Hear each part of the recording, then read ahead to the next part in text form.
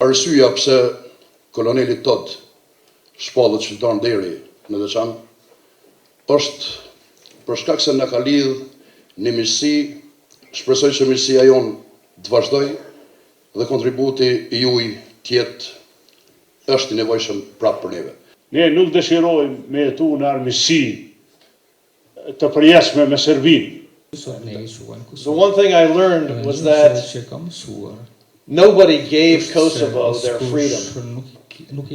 That freedom was fought for, bled for, and died for to set the conditions for what we know today.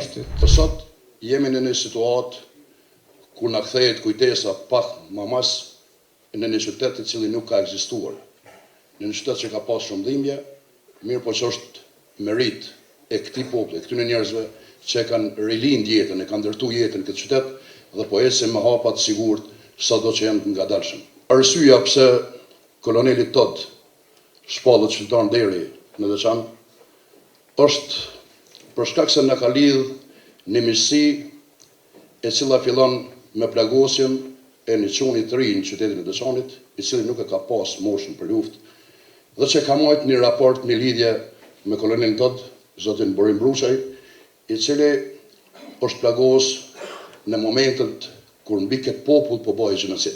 Shpresoj që miqësia jonë të vazhdoj dhe kontributi juaj tjetë është i nevojshëm prapë për neve. Për mbi një vit luftë ne kishim përballje me Serbinë, nuk ishte një luftë e lehtë, Amerika na ndihmoi. Pra është e vërtetë Amerika na ndihmoi me fitu luftën, me shpëtu popullin tonë, mu kthy me jetu këtu.